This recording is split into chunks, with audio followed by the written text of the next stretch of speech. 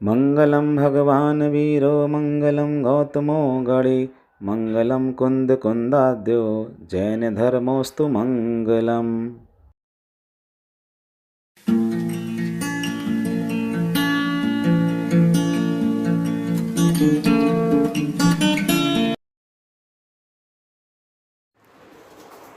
ध्यान की अवस्था जल्दी नहीं बनती। कितनी बार हम लोग सुना चुके तुम लोगों के लिए आचार्य श्री का वो संदर्भ, कितनी बार सुनाया तुम लोगों को, पर फिर भी बार बार सुनाने का मन होता है, बार बार सुनाने का मन होता है। वो प्रसंग ही ऐसा है कि रोज भी सुनाओ तो कम है। हुआ ये, एक पंडित जी अच्छे स्वाध्यायी थे,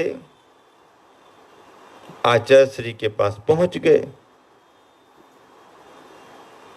समय सार के पाठी थे, समय सार पढ़ते थे, और आचार्य श्री के पास जाकर के कहने लगे, आचार्य श्री, मैंने अब कितनी भी संख्या बता दी उन्होंने, तो समझ लीजिए कि 50-60 बार समय सार पढ़ लिया, 70-80 बार समय सार पढ़ लिया। अब भैया बताओ, इतनी बार समय सार पढ़ लिया, समय सार इतनी बार पढ़ लिया, हाँ इतनी बार समय सार पढ़ लिया, और 108 बार पढ़ने का नियम लिया है, 108 बार पढ़ने का नियम लिया है। आचार्य श्री सुनकर के गंभीर हो गए। बड़ा विद्वान है, हिम्मत वाला विद्वान है। सोच में बैठे रहे। पंडित जी भी आचार्य श्री को देखते रहे। पंडित जी ये सोच रहे थे कि आचार्य श्री प्रशंसा करेंगे, मुझे बहुत बड़ा विद्वान मानेंगे और शाबाशी देंगे, अरे इतना तो हमने नहीं पढ़ा जितना तुमने पढ़ लिया, ऐसा कहेंगे।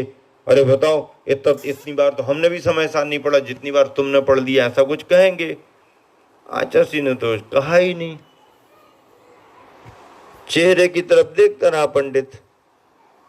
फिर धीरे से आचार्य श्री कहने लगे, पूछने लगा, आचार्य श्री क्या हो गया, कुछ तो बताओ। अरे बोले कुछ नहीं, वो मैं जरा सोच में पड़ गया था। क्या सोच में पड़ गए? बोले मैं ये सोच रहा था कि मैंने अपने गुरु से केवल एक ही बार समय सार पढ़ा। क्या? मैंने अपने गुरु से केवल एक ही बार समय सार पढ़ा, सो मेरी दशा ये हो गई। कपड़े अपड़े उतर गए, सब दीक्षा ले ली। मैंने अपने गुरु से एक ही बार समय सार पढ़ा, सो मेरी ये मुनि मुद्रा हो गई, दीक्षित हो गया। अब मैं सोच नहीं पा रहा हूं कि इतनी बार समय सार तूने पढ़ लिया, 108 बार पढ़ने का नियम लिया है, और उसी क्लास में, एक ही क्लास में, उसी अवस्था में, अरे एक बार पढ़ने पर मेरे सारे कपड़े उतर गए। इतनी बार पढ़ने के बाद भी जरा भी तुम्हारा मोह नहीं घट पा रहा। कैसा स्वाध्याय है तुम्हारा, कैसा स्वाध्याय है? स्वाध्याय तो वो होता है जो हमारे परिणाम और हमारी प्रवृत्ति में अंतर ले आता है।